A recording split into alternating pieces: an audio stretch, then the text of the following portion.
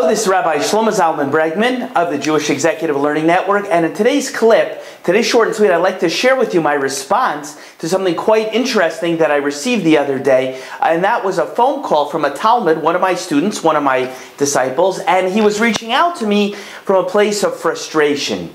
Now, why was he frustrated? He was frustrated because he feels he's made a lot of the same mistakes, and he looks at his life and he sees that he's making errors, he's making mistakes, but the same ones over and over and over again. And the thrust of his phone call was, Rebbe, I want to know, why am I not really learning from my mistakes? I'm making mistakes.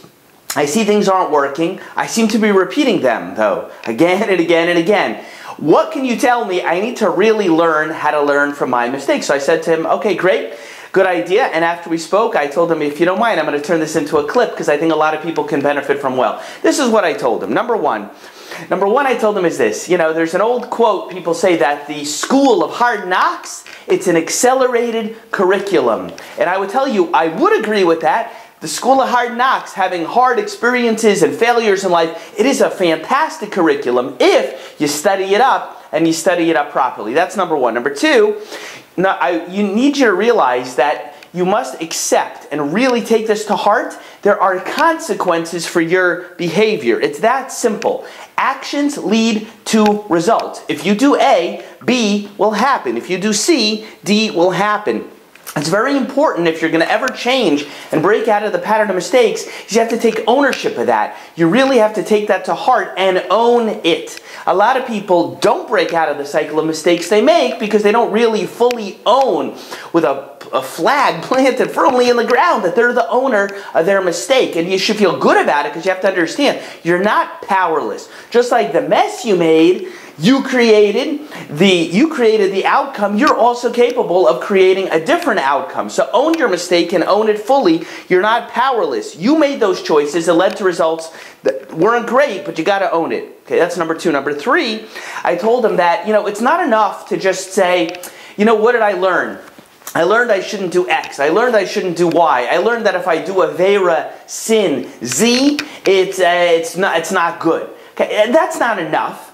You have to ask yourself, what is going inside of me that led me to make that kind of choice? What was it? What is it inside my virtues, my midos, my character traits? What is it going on inside of me that led to that sin? I understand, for example, I said to one particular young man, I understand you were looking at things on the internet, a nice Jewish boy like you shouldn't be looking at. I understand, but that's not what you learn. I understand that, being involved in Lashon Hara and gossip and slander, that was a mistake and it's a sin. But what's going on inside of you? Why did you do that? Were you insecure?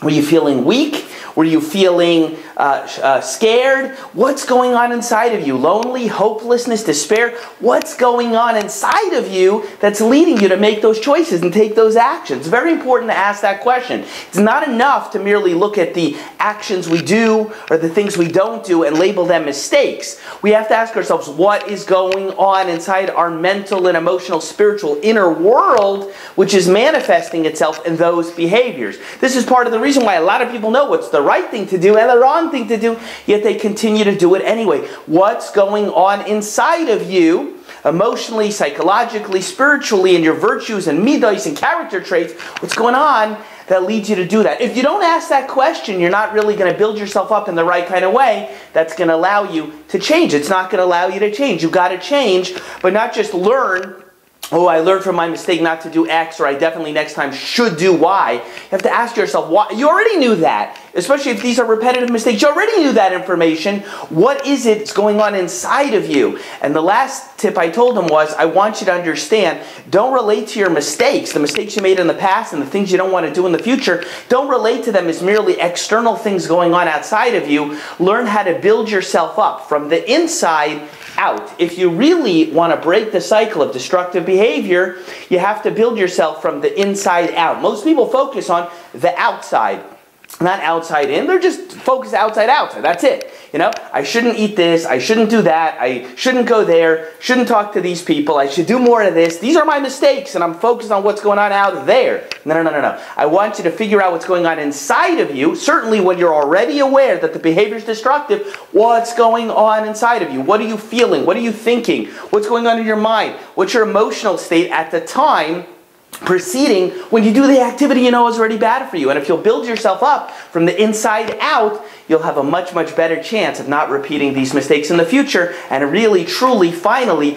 learning from your mistakes. This is Rabbi Shlomo Zalman Bregman of the Jewish Executive Learning Network. I hope you enjoyed today's clip. If you'd like to get in touch with me directly, send me an email, director@jeln.org. I hope you'll also subscribe to my YouTube channel so we can send you a fresh video directly almost every single day. And I hope you'll follow these classes as well on Torah Anytime. Thank you. See you then.